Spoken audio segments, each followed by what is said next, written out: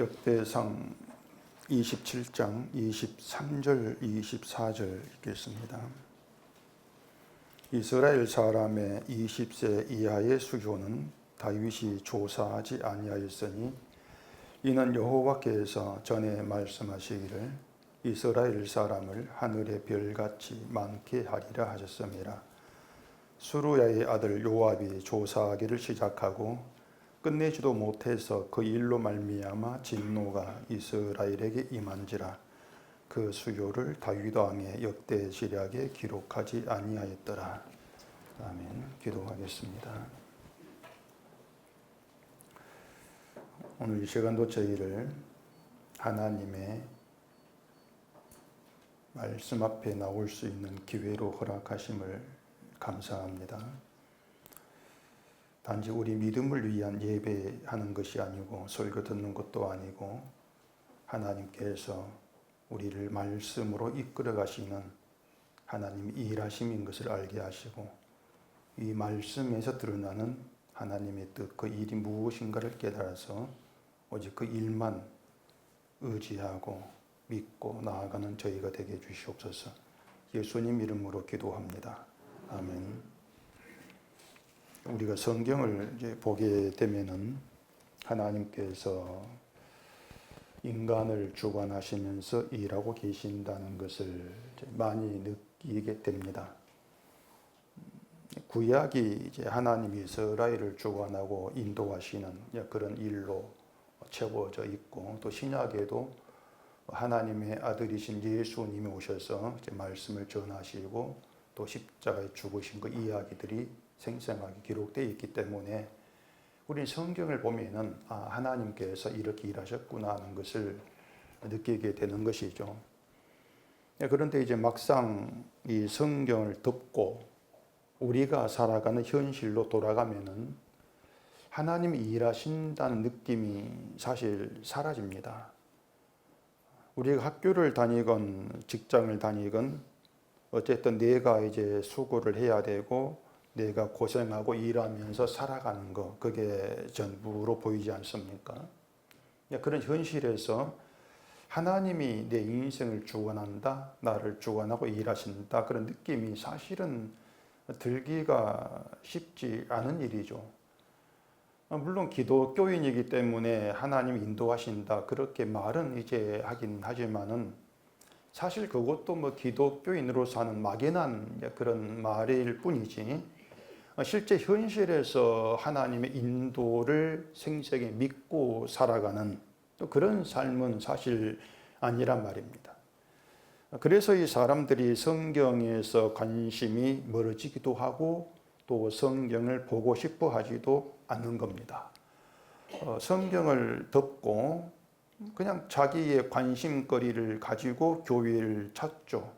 교회에 와서 하나님을 부르고 기도하는 것을 더 좋아하는 것이죠. 그런 것이 오히려 자기에게 더 도움이 된다, 또 그런 생각들이 사실 또 많아요. 특히 어떤 문제가 생기면 성경을 보는 마음이 더 멀어지죠. 차라리 힘든 문제가 있으면은 소리를 지르면서 기도라도 하는 것이 이제 그 순간만큼 후련한 느낌이 들기도 할 것이고, 또 뭔가 이제 하나님이 기도한 자기를 돌아보셔서 도와주지 않겠는가 하는 그런 기대라도 할 수 있으니까 성경 보는 것보다도 기도하는 쪽으로 마음이 사실 또 기울어지기도 하는 것입니다. 그런 모든 것들이 결국 뭘 이제 의미를 하는가 하면은 믿음을, 그 하나님을 나에게 필요하고 도움이 되는 그런 용도, 그렇게 생각을 한다는 겁니다. 교회를 찾는 사람들 거의 모두가 믿음을 그런 의미와 용도로 생각을 해요. 그런데 그것이 믿음이 아니고 죄라는 것을 아는 사람이 없습니다. 전부 그걸 믿음으로 그렇게 간주하고 있죠. 서울에 그 새벽 기도회로 유명한 교회가 있는데 뭐 새벽마다 수천 명이 이제 나온다고 자랑을 합니다. 교회가 새벽 기도회를 이제 신앙 규범으로 그렇게 가르치고 있고, 또 하나님께 기도 응답받기에 가장 좋은 시간이다, 이렇게 얘기를 하고 있으니까 결국 또 자기를 위해서 피곤함을 이끌고 교회로 나온단 말이에요. 그 사람들이 뭐 새벽이든 언제든 그런 뜻과 이유로 하나님을 찾는 것은 믿음이 아니고 죄이다는 생각을 하기는 하겠냐 말입니다. 그런 생각을 할 수가 없죠. 추운 날 새벽에 덜덜 떨면서 교회에 오면은 수천 명이 모여서 기도하는 그 막 소리치는 음성을 듣고 볼 것이고, 그러면 그 모습에 감동을 받으면서 자기도 뭔가 믿음이 강해지는 같은 느낌이 들기도 할 것인데, 그런데 그런 감동과 느낌을 성경이 안 줘요. 성경 우리에게 그런 감동을 주지를 않는단 말입니다. 그렇기 때문에 관심이 자꾸 이 성경보다도 자꾸 내가 뭔가 체험이 되는 그런 쪽으로 가게 되어지는 거예요. 자, 그러면 여러분 생각해 보세요. 우리가 왜 성경을 봐야 합니까? 성경을 봐야 될 이유가 뭐라고 생각을 하시냐는 거죠. 성경을 봐도 사실 무슨 말인지 알지 못해서 답답해지기 일쑤입니다, 우리가. 그런 성경을 왜 봐야 되느냐 말이에요. 그 이유는요, 우리가 성경을 덮어버리면은 우리 지식으로는 알 수 없는 것을 알 수가 없어요. 다시 말해서 성경을 덮으면은 성경이 얘기해 주는 내용이 있는데, 세상에 듣지 못할 이야기가 있는데 그걸 들을 수가 없는 거죠. 오로지 성경을 통해서만 세상에서 들을 수 없는 이야기를 듣는 말입니다. 죄가 바로 그러해요. 죄가. 성경이 얘기한 죄는 세상에 들을 수 없는 죄를 얘기한다는 것이에요. 죄를 알지를 못하면 믿음은 성립될 수가 없습니다. 죄를 알지 못한 자가 신을 찾는 게 종교예요. 죄를 알지 못한 사람이 신을 찾는 게 종교입니다. 그러한 종교는요, 윤리 도덕에서 어긋나는 것을 죄라고 말합니다. 윤리 도덕에 어긋난 거. 근데 성경에 드러난 죄는 그게 아니에요. 성경은 그걸 죄로 이야기를 하지 않아요. 자, 예수님이 죽은 자를 살리기 위해서 오셨는데, 그러면 죽은 자를 위해 오신 그 예수님인데 자기를 죽은 자로 보지 아니한다. 그게 예수님께 적이 되는 거예요. 그것이 적이 되는 것이고 그게 죄란 말입니다. 자기를 죽은 자로 보지 않는 게. 사람이 자기를 죽은 자로 보지 않는다는 증거는 내 믿음을 가지고 하나님의 뜻에 맞는 일을 할 수가 있다고 생각하는 게 증거입니다.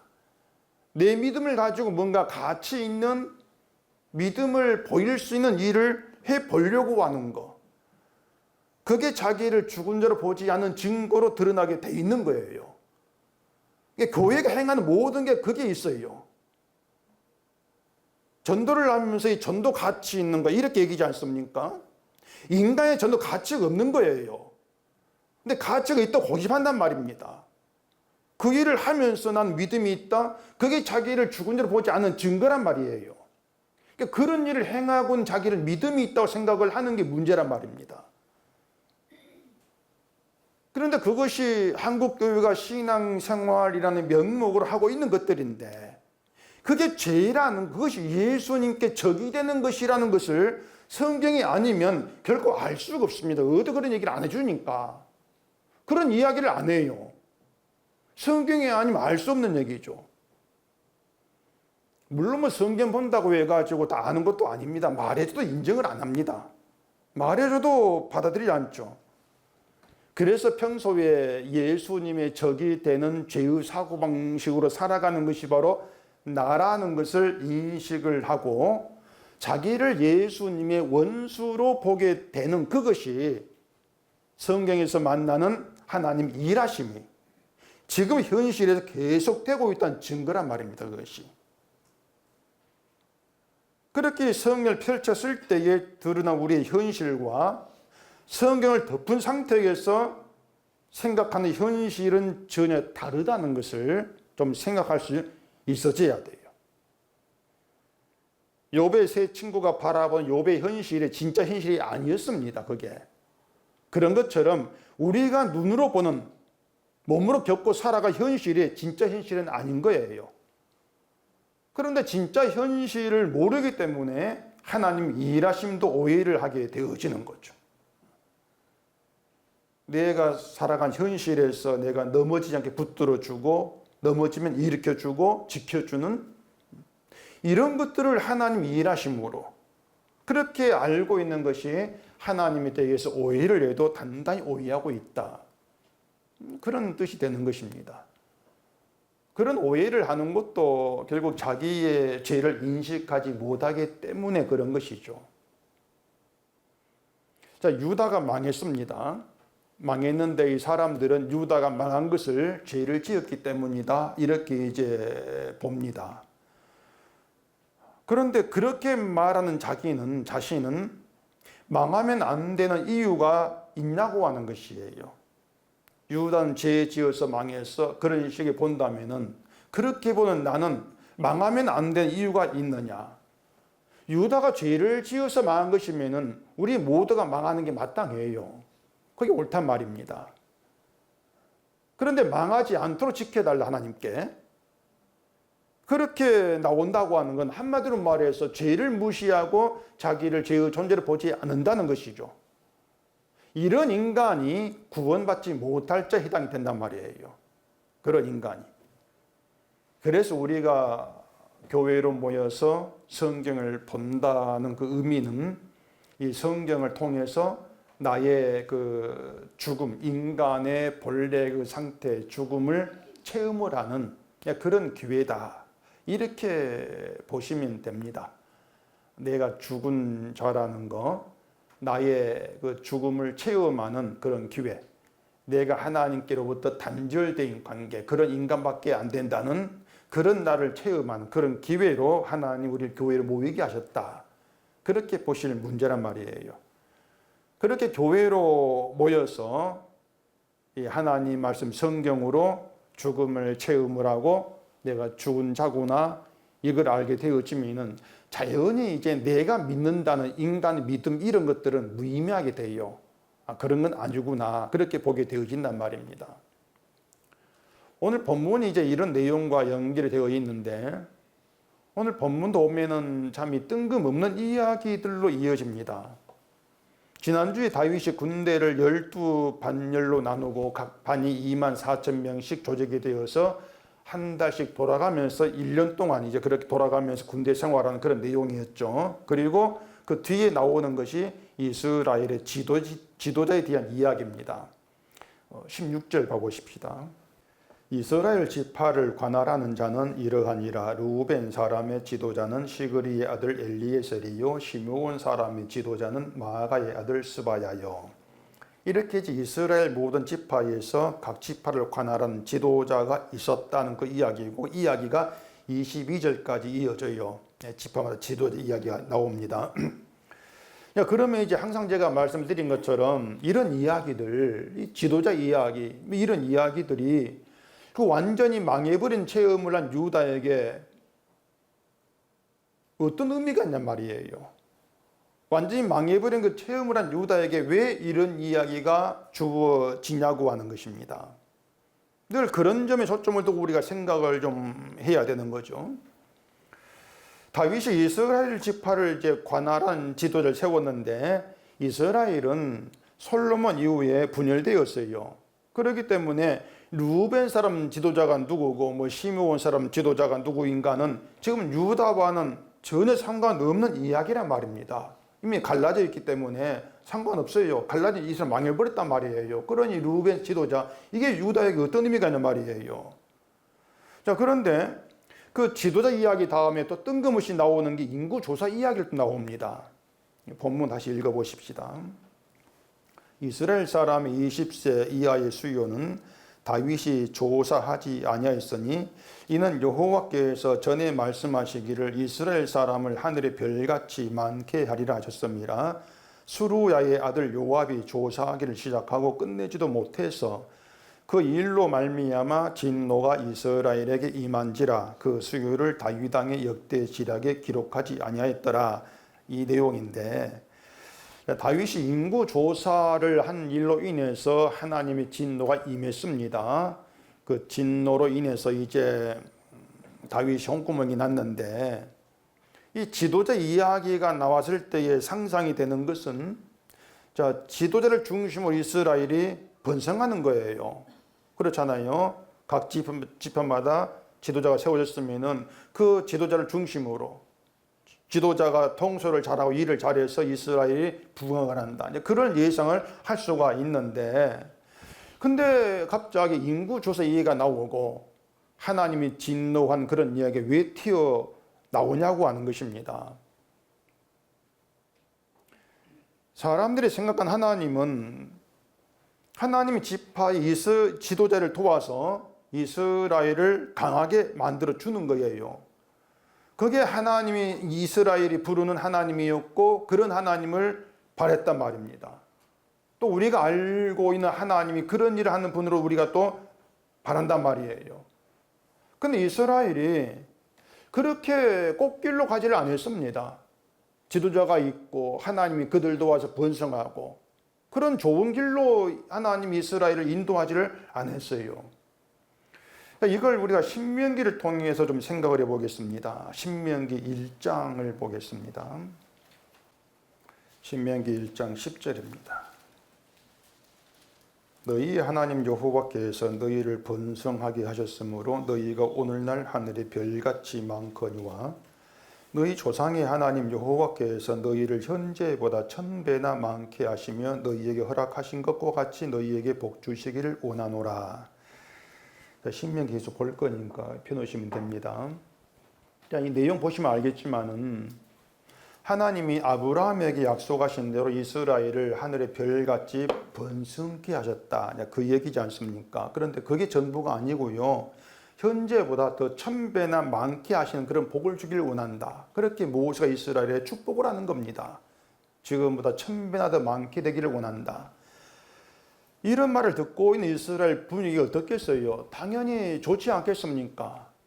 우리가 1000배나 많아진다. 그만큼 이제 불광명해지고 번성케 한다는 거죠. 모세 축복이 그만큼 기분이 좋게 된단 말이에요. 그런데 그렇게 듣기 좋은 축복의 말을 한 다음에 이제 12절에 보면은 모세가 내 혼자 너희의 일을 담당할 수가 없다.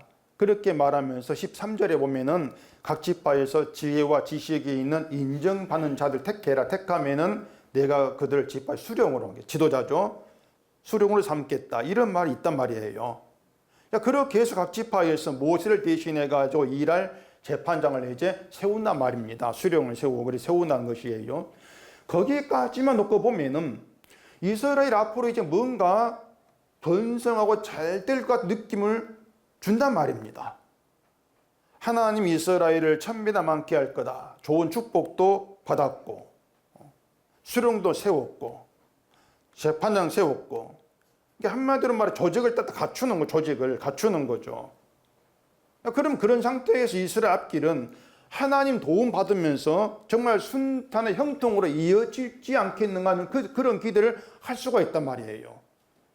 근데 과연 성경이 인간이 기대한 그대로 흘러가는지, 하나님 일하심이 하나님 이스라엘을 인간이 기대한 그 길로 그대로 이끌어가는지 그걸 또 확인해 봐야 되지 않겠습니까? 자, 그 뒤에 신명기 1장 17절입니다. 재판은 하나님께 속한 것인즉 너희는 재판할 때에 외모를 보지 말고 귀천을 차별 없이 듣고 사람의 낯을 두려워하지 말 것이며 스스로 결단하기 어려운 일이 있거든 내게로 돌리라. 내가 들으라 하였고 내가 너희에 행할 모든 일을 그때에 너희에게 다 명령하였느니라. 자, 이런 말이 있습니다. 재판을 공의로 해라. 사람 낯을 보지 말고 공의로 해라. 차별 두지 말고. 이건 하나님의 명령 율법이에요. 율법입니다. 자, 그러면은 뭔가 좀 느껴지는 게 없습니까? 이스라엘 재판을 공의로 했겠습니까? 하지 않았겠습니까? 하지 않습니다. 인간에게 공의라고 하는 거 없어요. 공의로 재판을 안 합니다. 공의로운 재판에 사람 외모 보지 않고 귀천에 차별을 두지 않고 사람 낯을 두려워하지 않는 그런 공의로운 재판 실패를 합니다. 이스라엘은 실패를 해요. 그런 실패의 대가는 뭡니까?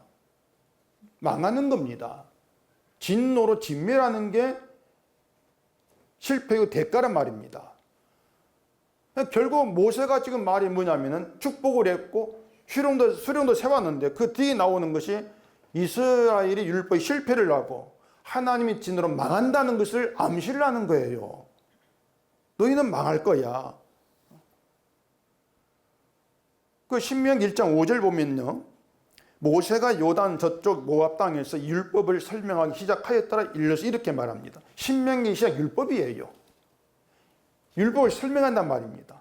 그러니까 율법을 설명하는 게 신명기라는 것인데 율법을 잘 설명해 가지고 지키게 하는 것이 아니고 율법이 실패한 이스라엘을 말하는 것이에요.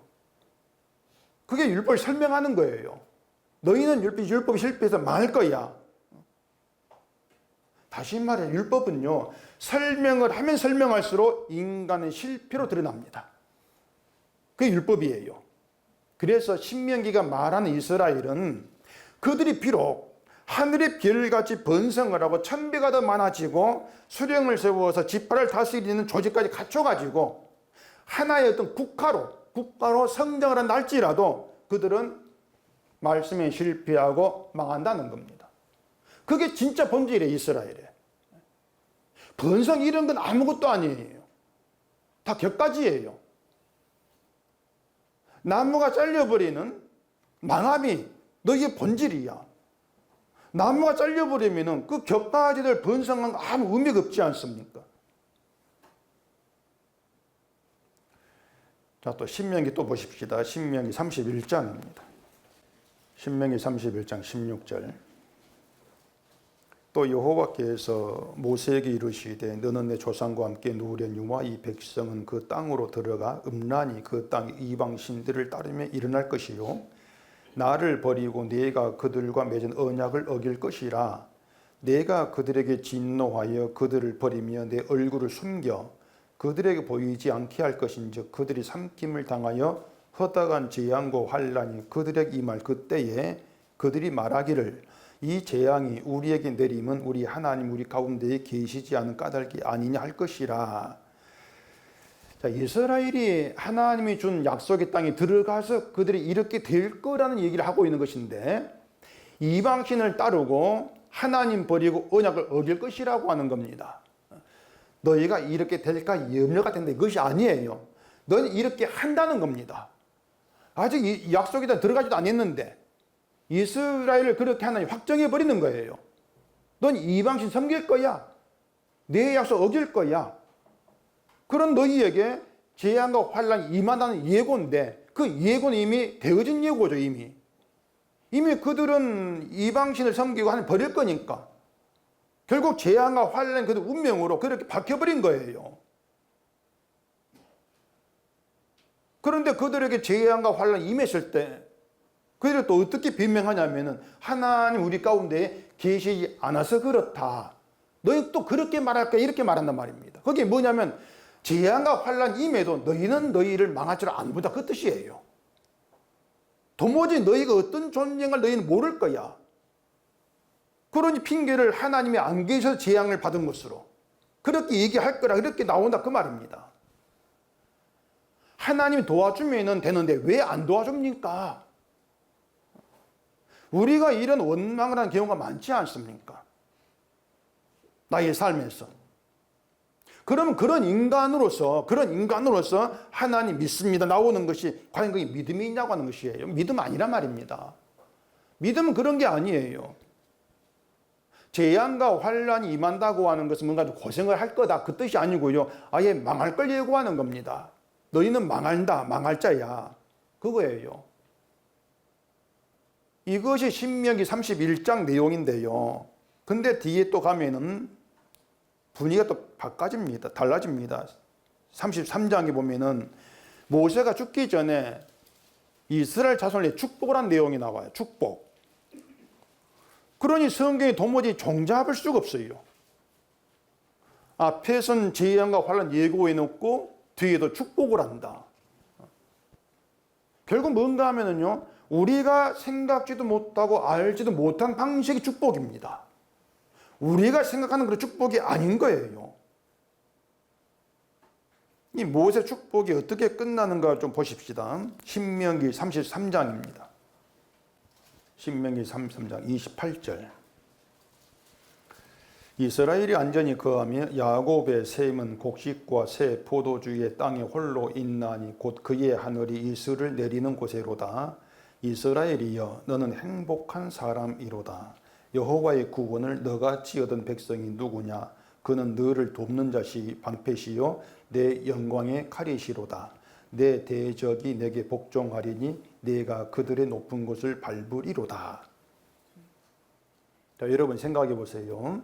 31장에 이스라엘에 향한 재앙, 환란에 대한 얘기가 있다 했습니다. 그럼 그게 무산되는 겁니까? 취소되는 겁니까? 그게 취소되고 축복이 이루어지는 것입니까? 그건 아니잖아요. 하나님의 말씀에 취소란 건 없어요. 그러면 재앙과 환란 이스라엘 계속 분명히 있단 말입니다. 재앙과 환란 상태에서는 축복을 하는 거예요. 축복을 이스라엘에게. 너는 행복한 사람이다. 그러니까 재앙과 환란에 있는 자들에게 너는 행복한 사람. 그게 뭐 앞뒤가 맞는 얘기냐 그 말입니다. 우리는 그런 행복을 생각한 적도 없고 바란 적도 없어요. 근데 성경은 전혀 이상한, 아주 이상한 행복을 얘기를 하고 있다는 얘기예요. 이스라엘이여 너는 행복한 사람이로다. 자, 여러분 성경이 아무리 너는 행복한 사람이야 말하면 뭐합니까? 그런 말이 있으면 뭐예요? 문제는 내가 나를 행복한 사람으로 느껴지지 않겠습니까? 그렇잖아요. 여러분 저 이 구절 보면서 와 그렇구나 행복하구나 그런 느낌 확 옵니까? 안 오잖아요. 이게 무슨 말인데 뭐. 우리는 시큰둥해요 그렇게 성경에. 내가 행복하다는 걸 느끼지를 못한다면 이런 구절은요 아무리 읽고 또 읽어도 그냥 이건 좋은 내용이구나 그냥 그런 정도로 생각으로 덮어버립니다 그냥. 행복한 사람이라고 하는데 난 행복한 느낌이 있어? 그럼 뭐가 문제지? 그렇게 안 가는 거예요. 뭐가 문제지? 뭐가 내게 걸려있는 것이지? 그 생각 안 하는 겁니다. 그냥 나와 상관없는 얘기 덮어버린다는 얘기예요. 그런데 더군다나 유다 백성들에게 이런 말이 통하겠는 생각해 보세요. 유다 백성들에게. 유다 백성과 정말 비할 바 없이 좋은 환경에 있는 우리도 내가 행복한 사람이라고 생각되지가 않는데 망하고 포로가 되어서 70년을 고생을 하고 돌아온 그들이 자기들을 행복한 사람 보이냐 그 말입니다.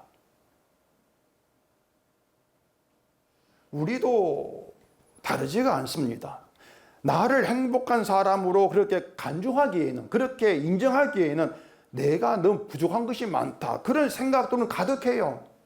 내게 너무 부족한 게 많아. 남들보다 돈이 많은 것도 아니고 잘생긴 것도 아니고 좋은 여자 있는 것도 아니고 뭐 그렇게 우리 늘 나에게 부족함을 느끼고 살아가는데 그런 내가 행복한 느낌이 들지 않은 건 당연하단 말입니다. 그게 당연한 거예요. 결국 뭔가 하면은 생각하세요. 너는 행복하다. 이 말에 우리는 자꾸 내 육신 중심을 주변에 생각한단 말입니다. 그게 문제예요. 내 육신을 놓고 그 육신 주변을 우리 생각을 하는 것입니다. 과연 나에게 행복하다고 할 조건이 있는가? 우리는 그걸 따지고 있는 거예요. 그러면서 결국 생각하는 것이 남들에게 없는 게 나에게 있다. 이걸 하나하나 점검하면서 확인하면서 그래 그래도 내가 행복한 사람이었구나. 저 사람 비하면 내가 행복한 사람이었는데 그걸 몰랐구나. 그런 결론 내려간 죄송합니다. 이렇게 놀고 있는 겁니다 그냥. 그게 그러니까 놀고 있는 거예요. 장난치는 거예요 그것이. 나보다 못한 자를 따지면서 내가 더 우월하네? 그래 행복한가? 그 정도란 말입니다. 그런데 만약 그 앞에 나보다 더 우월한 사람 와서 보세요. 행복함을 느끼는가? 늘 부족하지. 그게 인간들이 하나님 믿고 있다는 그런 노릇이에요. 그걸 기독교인들은 신앙 생활이라고 이렇게 여기고 있는 것이죠. 그러니까 여러분 성경을 덮고 있으면요, 그런 것들이 지옥 가는 신앙생활이라는 것을 도무지 알 수가 없어요. 알 턱이 없어요. 이 모든 문제의 중심이 뭐냐? 그건 저는 한마디로 자기를 망할 줄을 보지 아니한다. 그래서 저는 그렇게 진단하고 싶어요. 자기를 망할 줄을 보지 아니한다. 자기를 망할 자로 보지 않는 그것이 우상을 섬기는 종교생활 사람의 사고방식이란 말입니다. 이스라엘이 약속의 땅에 들어갔어요. 들어갔는데 왜 이방신 섬기는가? 왜 언약을 넘기는가? 그게 뭐냐면 광야에서 하나님이 충분히 드러낸 너희는 망할 자야. 그 시각을 놓치는 거예요. 망할 자라는 시각 없이 약속에 들어가기 때문에 결국 그들이 하나님 섬긴다 해봐야 이방신 섬기는, 자기들은 뭔가 더 유리하게 보이는 그런 이방신 유산을 따라가는 그런 모습밖에 안 보인다는 얘기죠. 하나님이 인간을 그렇게 확신을 하시는 거예요. 자기를 망할 줄 보지 아니한 자, 그들은 하나님을 섬기는 자가 아니다. 믿음도 아니다. 광야 생활하는 이스라엘을 놓고 보면은 그들은 애굽적인 사고 방식이었습니다. 애굽적인 사고 방식. 그리고 유다 백성들도 애굽의 사고 방식으로 종교 생활을 해요. 둘 다 동일한 것은 자기를 절대 망할 줄 보지 않으면서 열심을 가지고 섬기면 될 것이다. 그런 사고 방식이란 말입니다. 그게 우상의 방식이거든요. 종교 방식. 그런 사고 방식으로는 하나님 백성 될 수가 없는 거죠.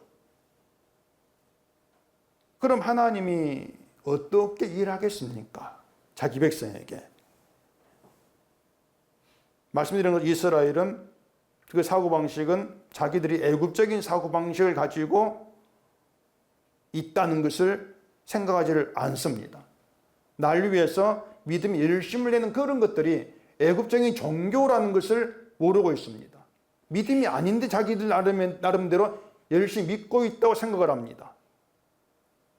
그래서 이스라엘을 광야에서 40년간 뺑뺑이 돌린 것처럼 유다를 바빌론에서 70년 동안 뺑뺑이 돌리는 거예요. 뺑뺑이 돌리면서 자신들이 하나님을 섬기고 살아왔다고 자부한 모든 것들이 전부 소용없는 헛된 것이었음을 알게 한단 말입니다. 그런 점에서 여러분의 인생은 뺑뺑이 돌고 있는 것이다. 그렇게 보시는 게 낫습니다. 뺑뺑이 다 아시는가 모르겠는데 군대 용어거든요. 군대에서 막 기합 주는 걸 뺑뺑이 돌린다 그런 말인데 인생 자체가 뺑뺑이 돌고 있는 거예요. 뺑뺑이를 돌리면서 결국 우리의 그 사고방식이 하나님께 맞지 않다는 것을 보게 한단 말입니다. 그러면서 내가 인생을 살아가면서 하나님을 했다고 한 모든 것 다 헛된 허무한 아무 소용없는 쓸데없는 것이었음을 알게 하시는 거예요. 그게 하나님의 일이란 말입니다. 앞에서 말한 것처럼 이스라엘의 군대를 조직했고 지파마다 지도를 세웠고 다스리게 하는 것은 이제 조직적으로 탄탄한 국가를 이제 세워가는 체계를 이제 보여주고 있는 것이죠. 하나님은 그런 이스라엘을 도와서 번성해버리면 인간이 생각하는 게 딱 들어맞는데, 근데 그게 애굽적인 사고 방식이라는 겁니다. 신은 내가 잘하면 내 뜻과 맞춰서 나를 도와주실 거다. 이게 애굽적인 사고 방식. 거기 이방신을 섬기는 종교. 그거란 것이에요.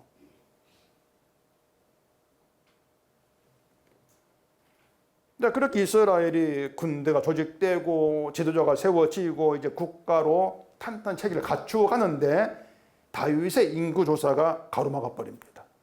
그래서 이스라엘을 인구조사가 딱 등장하는 거예요. 그 다윗이 인구조사한 내용은 21장에 이제 나온 내용인데 그 일로 7만 명이 이제 죽는 재앙을 받았지 않습니까?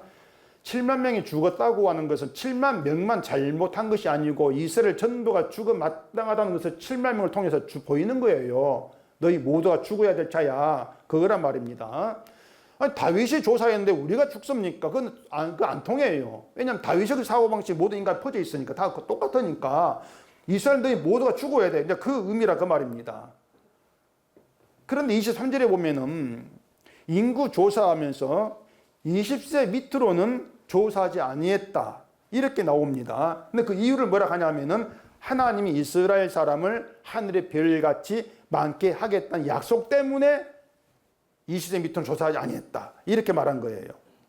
무슨 말이냐면 하나님이 약속한 대로 이스라엘 인구를 하늘의 별처럼 많게 해서 셀 수 없을 정도가 되었다고 믿고 그렇게 생각을 하고 다윗이 20세 밑으로는 조사하지 아니했다. 그런 뜻이란 말입니다. 이게 어떻게 보면 다윗이 하나님 약속을 믿는 믿음처럼 보일 수가 또 있습니다. 약속을 믿으니까 조사하지 않았구나. 믿음 좋네. 근데 그건 믿음이 아니고요. 하늘의 별같이 많게 한다. 그 약속을 자꾸 눈에 보이는 것으로 이루어진다고 생각하는 거예요. 하늘의 별처럼 많아진다. 많게 한다. 그래, 그럼 내 백성이 많아지겠네. 셀 수 없게 되겠네. 눈에 보이는 것으로 생각을 한단 말입니다. 약속의 실현을 그런 의미로 보고 있는 거죠. 그런 백성의 수가 적으면 약속이 이루어지지 않았다고 생각할 게 아니란 말이에요. 이런 것들이 뭐냐면 자꾸 눈에 보이는 것을 증거로 삼고 하나님의 일하심을 눈에 보이는 것으로 확인하는 것인데 그게 애굽적이란 말입니다. 애굽에 좋은 게 눈에 보이는 게 전부예요. 눈에 보이는 거. 보이는 일 드러나야만 이게 신이 도와준 일, 신이 한 일 그렇게 믿고 있단 말입니다. 이러한 인구 조사로 인해서 진노가 이스라엘에게 임했다고 하는 것은 그 애굽의 사고방식 이스라엘이 하나님께는 결국 진노의 대상일 뿐이라는 것이고 유다 또한 다르지 않다. 이걸 보인단 말입니다. 유다 똑같아. 유다도 하나님을 자기의 것이 많아지게 하는 분으로 알고 믿어왔던 것이고 그게 애굽의 사고방식이었단 말입니다. 하나님은 그런 유다가 하나님께는 진노의 대상일 뿐이다. 그걸 보이기 위해서 망하게 하신다고 하는 거예요. 망하게 하는 게 하나님의 일이죠.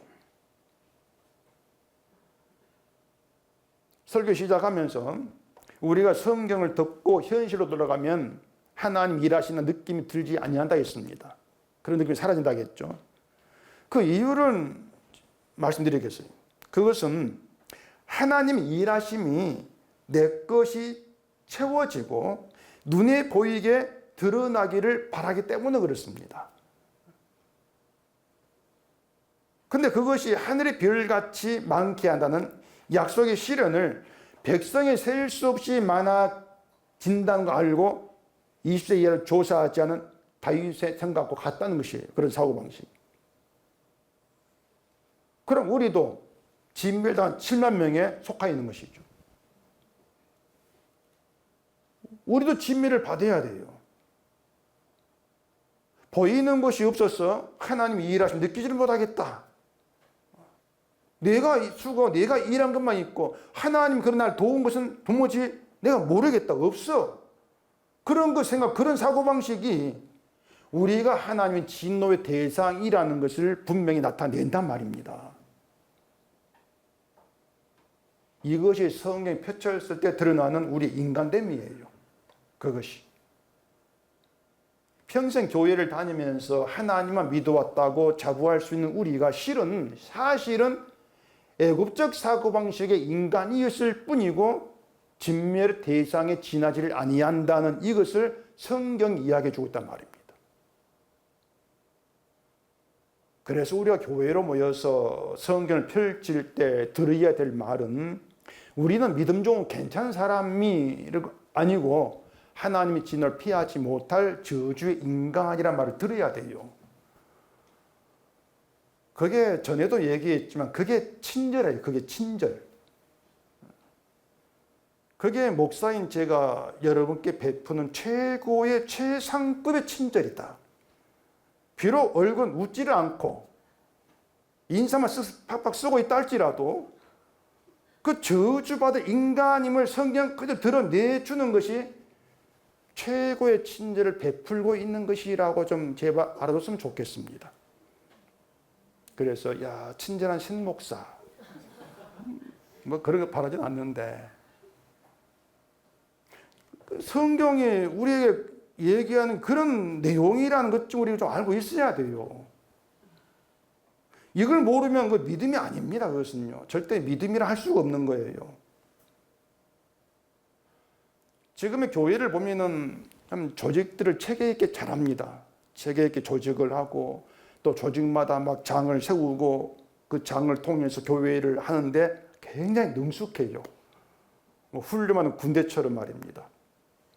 물론 목사가 그런 일에 능숙하다고 할 수가 있는데 저는 뭐 거기 발밑도 못 따라갑니다. 그렇게 조직을 해놓고 일을 시키면 교회가 순탄하게 잘 굴러갈 것이라고 생각하죠. 물론 그렇게 돼요. 조직이 잘 짜여 있으면 순탄하고 잘 굴러가면서 뭐 번성이 질 수 있겠죠. 그러나 그것이 교회인가? 그게 교회인가 하는 것을 말씀 펼쳐놓고 살피는 일을 하지를 않는단 말입니다. 그런 일을 안 해요. 그냥 당연히 교회라고 인정을 해버리고 교회를 키울 생각으로만 가득한단 말입니다. 그런데 그렇게 해서 아무리 부흥을 한다 할지라도, 교인이 하늘의 별같이 많아진다 할지라도 그건 교회가 아니라고 하는 걸 성경이 얘기를 합니다. 그건 교회가 아니다. 우리 은석교회 교인이 하늘의 별같이 많아지기를 믿습니다. 뭐 이게 하나님의 약속과 연관이 있습니까? 여러분, 그게 믿음일 것 같습니까? 약속도 아니고 믿음도 아니에요. 축복도 아니죠, 당연히. 은혜도 아니고 사랑도 아니죠. 아무것도 아니에요. 그냥 인간의 욕망이고 애국적인 사고방식일 뿐이란 말입니다. 그런데 이 성경에는 관심이 없고 오로지 내 것이 채워지는 것에 마음을 두는 것이, 그게 하나님의 진노를 받을 사고방식이라고 하는 것을 성령이 와서 성경을 보게 하고 깨달음을 줄 때 비로소 알게 되어지는 거죠. 그래서 내가 진노의 대상이었구나 하는 것 사실에 놀라움을 얻는 거예요. 내가 이런 자였구나. 신명기 한 것도 보십시다. 28장입니다. 신명기 28장 61절입니다. 또 이 율법책에 기록하지 아니한 모든 질병과 모든 재앙을 네가 멸망하기까지 여호와께서 내게 내리실 것이니 너희가 하늘의 별같이 많을지라도 내 하나님 여호와의 말씀을 청종하지 아니함으로 남는 자가 얼마 되지 못할 것이라. 너희가 하늘의 별같이 많을지라도 말씀을 청종하지 않으면 남는 자가 얼마 되지 못한다. 왜? 진멸 당할 거니까. 재앙이 임할 거니까. 자, 그러면은 자손이 하늘의 별같이 많아지는 것이 무슨 의미가 있겠어요? 의미 없지 않습니까? 자손이 많아진다 해도 모두가 다 망할 자로 태어나요. 진노의 자식으로 태어난단 말입니다. 아담 안에서. 하늘의 별같이 많은 그 자손들 속에 망하면 안 되는 그런 자는 하나도 존재하지를 않아요. 그렇다면은 하늘의 별같이 많아지는 것이 복이라고 할 수 없지 않습니까? 수가 많아진다는 것이.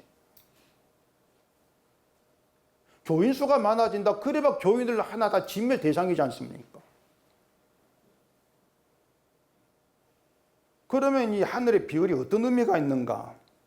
갈라디아 3장 16절 봐보십시다. 오늘은 귀찮게 성경을 좀 많이 보게 하네. 갈라디아 3장 16절입니다. 이 약속들은 아브라함과 그 자손에게 말씀하신 것인데 여럿을 가리켜 그 자손들이라 하지 아니하시고 오직 한 사람을 가리켜 내 자손이라 하셨으니 곧 그리스도라. 자, 바울이 한 말이 뭐냐면 아브라함 자손을 여럿을 가리켜 말한 것이 아니라는 겁니다. 오직 한 사람을 가리켜 말한 것인데 그 한 사람이 예수 그리스도다. 이게 바울의 해석이었습니다. 그러면 그 한 사람이 예수 그리스도, 이런 바울의 해석 안에서 하늘의 별같이 많다는 의미가 뭐냐면은 아브람 자손이 많아지는 것을 의미하는 게 아니죠. 아브람 혈통의 자손이 많아지는 것이 아니고, 그러니까 이스라엘의 그 백성 수가 많아지는 것이 아니고 오직 한 사람, 아브람 자손인 예수께 속한 자손이 많게 하겠다, 그 뜻입니다. 예수께 속한 백성 자손. 그리고 그 예수께 속한 자손 특징이 뭔가 하면은 자기를 저주받을 자로 인식을 하는 겁니다. 그게 특징이에요. 나를 저주받을 자로, 진노의 대상을 인식하기 때문에 예수 안에서 나는 보지 않고 나의 모든 진노를 덮어버리는 예수의 피를 보는 것이죠. 예수님의 공을 보는 것이죠. 그들이 바로 하늘에서 오신 예수께 속한 하늘의 별같이 많은 그 수의 의미라 그 말입니다. 그렇게 자기를 망할 자로 인식을 하면서 함께한 그 관계, 그 관계가 오늘 주어 묵상에서 말하는 믿음의 가정이에요. 그것이 교회를 다니는 기독교인 가정이 아니고요, 예수께 속한 집단으로서 예수의 피의 공로로 묶여버린 하나된 관계라 그 말입니다. 그걸 믿음의 가정이라고 그러는 것이에요. 이게 교회이기 때문에 뭐 교회 부흥이라고 하는 것은요, 인간이 꿈꾸는 헛된 환상인 것이지 하나님과 전혀 관계가 없습니다. 교회 일도 아닌 거예요. 근데 사람 자꾸 자기 그런 환상 속에서 교인사가 이것밖에 안 되는가 부족함 느끼고 있단 말입니다. 그런 인간이 하나님 일하심을 알 수 없는 당연한 거죠. 교회가 한둘 떠나면서 한 사람 두 사람만 나와보세요. 다 떠나고. 그런 가운데에서 하나님 일하시거나 이걸 느낄 수 있겠습니까? 못 느끼는 거죠. 사람들이 막 한 전 몰려오는 것에 대해서 야, 하나님 일하시고 계시구나 이렇게 느끼고 있는 것이지. 그건 하나님 일하심이 아닌 거예요. 여러분의 금고에 돈이 들어오는 거, 그것 또한 일하신 거 관계가 없는 거예요. 돈이 들어온지 모르겠지만. 모세가 이스라엘이는 행복한 사람이라고 이렇게 말했지 않습니까? 행복한 사람이라고 하는 것은요, 즐거움이 되는 게 있다 그 뜻이에요. 즐거움을 누리는 게 행복이지 않습니까? 너에게 즐거움이 되는 게 있어. 그게 행복의 뜻이란 말입니다. 그렇기 때문에 즐거움이 되는 것, 이걸 모르면은 신앙생활을 할 수가 없는 거죠. 행복한 사람이라고 하면서 여호와의 구원을 너같이 얻은 백성이 누구냐 이렇게 말했습니다. 구원은 너같이 얻은 백성이 없다는 거죠. 하나님이 주신 구원은요, 아무것도 하지를 않고 받을 자격도 없고 그냥 받아야 된다면 진노밖에 없는 그런 자에게 주어진 게 구원이에요. 다시 말씀드릴게요. 여러분이 구원을 받았다면 그 구원받은 여러분은 아무것도 하지 않은 자들입니다. 아무것도 하지 않고 여러분께 딱 맞는 것은 그냥 진노 받아서 죽는 거, 그게 딱 맞아요. 그게 딱 맞는데, 근데 그런 여러분께 구원이 주어졌다는 얘기입니다. 세상 어디에도 그런 방식으로 구원받은 백성이 없다는 거예요. 세상 사람들은 몽땅 내가 열심히 잘해야 뭔가 구원이 오겠지 이런 기대 속에 있는데 구원은 그런 게 아니란 것이에요. 그러니 구원을 아는 사람이 구원을 한마디로 말하면 그냥 횡재한 겁니다. 그냥 횡재한 거예요. 이 구원이 횡재란 느낌으로 다가오기 위해서 우리가 알아야 되는 거, 그게 뭐냐면은 망할 자 그거예요. 그러니 왜 아이고 목사님은 설교만 하면은 망할 자 심판 죄 이것만 얘기하더라. 아니 근데 그 망할 자라는 거, 죄인됨, 그 저주 심판 그 속에 모든 게 다 들어있는 어떻게 합니까? 구원이 있고 사랑이 있고 은혜가 있고 긍휼이 있고 거기에 다 들어있는데,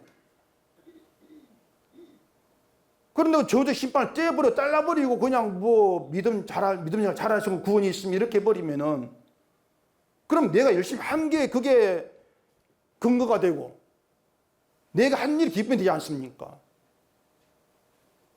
그런 구원은 없단 말이에요. 그런 방식의 구원은.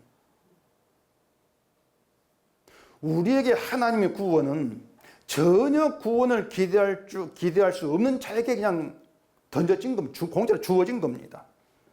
그래서 하나님의 구원을 너같이 얻은 백성이 없다는 걸 알게 하시고, 그 하나님의 구원이 기쁨으로 자리하는, 즐거움으로 자리하는 행복함을 알게 하기 위해서 하시는 일이 망할 자를 망하게 하시는 것이에요. 그게 하나님의 일이에요. 그런 점에 보면은 망하게 하시는 것 하나님의 사랑이란 말입니다. 유다에 대한 사랑이죠. 때문에 이런 하나님의 사랑도 성경을 보지 않으면 알 수가 없어요. 누가 알겠습니까? 사랑 그렇게 누가 알아먹겠습니까? 지금 교회가 말하고 있는 하나님의 사랑은 모두 성경에 나온 것이 아니라 인간에게 나온 겁니다. 인간에게서. 성경이 출제가 아니에요. 애굽적 사고방식 사랑이란 말입니다. 우상이 주는 그런 사랑이죠. 육신을 중심으로 해서 내 육신을 좋게 해주는 그런 사랑, 익숙해진 그런 사람들이 하나님의 사랑 아닌 사람만 구하고 있는 거예요. 여러분, 육신을 좋게 하는 사랑은요, 자꾸 뭔가 끊어지는 걸 느끼게 됩니다. 그럴 수밖에 없는 것이, 우리 육신의 일이 평생을 살면서 늘 좋을 수는 없지 않습니까? 계속 좋을 수는 없는 거예요. 좋을 때도 있지만 좋지 않을 때도 있단 말입니다. 웃을 때가 있지만 무슨 때가 있다? 울 때도 있다. 그게 우리 인생의 평생이란 말입니다. 그러면 좋지 않을 때는 내가 마치 사랑에 끊어진 것 같은, 사랑받지 못하는 것 같은 그런 느낌을 받지 않을 거 아닙니까? 그런 느낌을 받겠죠. 그리고 교회에 나와서 사랑해달라고 기도하겠죠. 그건 사랑이 끊어진 관계란 말이에요. 우리가 성경 속 확인하게 되는 하나님의 사랑은 끊어지지 않는 사랑입니다. 끊어지지를 않아요. 유다가 망하고 포로가 돼도 사랑은 끊어지지 않습니다. 사랑 안에서 베푸시는 하나님의 일이죠. 한 뜻 가운데에서. 그게 망할 자는 우리에게 나를 망할 자로 보게 하는 것이고, 그 망할 자에게 베풀어진 하나님의 용서의 은혜를 아는 것, 이게 하나님 구원이기 때문에 그래요. 이게 하나님의 끊어지지 않는 사랑이라고 하는 것입니다.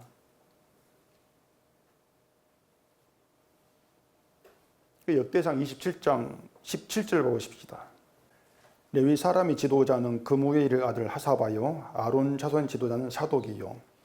여러분, 여기에서 뭔가 좀 특이하다 느껴지는 게 없습니까?